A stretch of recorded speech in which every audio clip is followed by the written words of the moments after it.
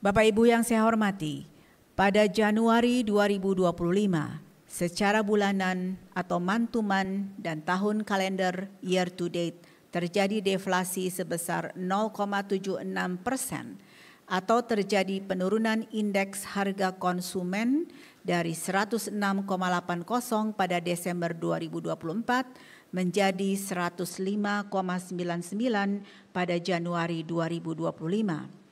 Pada bulan Januari, angka bulanan, month-to-month, dan tahun kalender year to date akan sama karena pembandingnya sama, yaitu di bulan Januari 2025. Sementara itu, secara year on year, terjadi inflasi sebesar 0,76%.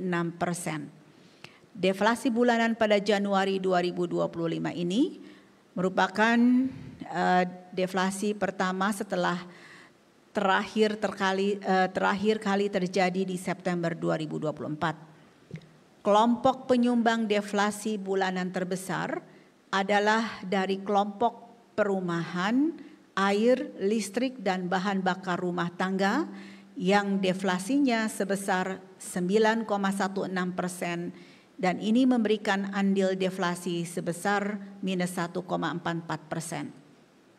Komoditas yang dominan menjadi pendorong deflasi kelompok ini adalah tarif listrik yang andilnya terhadap deflasi sebesar 1,47%. Komoditas lain yang juga memberikan andil deflasi adalah tomat dengan deflasi sebesar 0,03%, ketimun, tarif kereta api, dan tarif angkutan udara dengan andil deflasi masing-masing 0,01%. Namun demikian, ada komoditas yang memberikan andil inflasi, antara lain cabai merah dan cabai rawit yang andil inflasinya masing-masing adalah sebesar 0,19% dan 0,17%. Ikan segar, minyak goreng, dan bensin memberikan andil inflasi masing-masing 0,03%.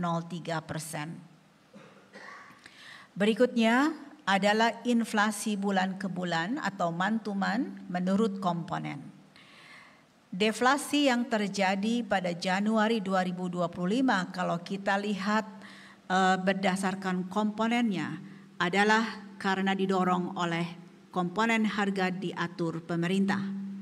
Komponen inti mengalami inflasi sebesar 0,30%, di mana komponen ini memberikan andil inflasi sebesar 0,20%. Komoditas yang dominan memberikan andil inflasi adalah minyak goreng, emas perhiasan, biaya sewa rumah, kopi bubuk, mobil, dan sepeda motor. Berikutnya adalah kelompok untuk komponen harga diatur pemerintah yang posisinya ada di tengah dari layar ini, mengalami deflasi sebesar 7,38%, di mana komponen ini atau komponen harga diatur pemerintah memberikan andil deflasi sebesar 1,44%, terutama karena tarif listrik, tarif angkutan udara, dan tarif kereta api. Untuk komponen harga bergejolak mengalami inflasi sebesar 2,95%. Komponen ini memberikan andil inflasi sebesar 0,48%. Komoditas yang dominan memberikan andil inflasi pada komponen harga bergejolak adalah cabai merah, cabai rawit, dan daging ayam ras. Selanjutnya mari kita lihat sebaran inflasi bulanan menurut wilayah, di mana sebanyak 34 dari 38 provinsi Indonesia mengalami deflasi, sedangkan 4 lainnya mengalami inflasi.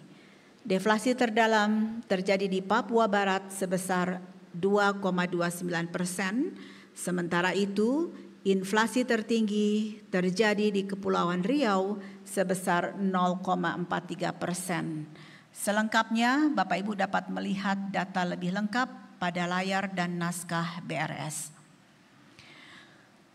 Bapak Ibu yang saya hormati, sebagai catatan khusus saya akan membahas atau menyampaikan terkait komoditas tarif listrik yang menjadi penyumbang utama deflasi Januari 2025. Pada Januari 2025, tarif listrik ini mengalami deflasi sebesar 32,03%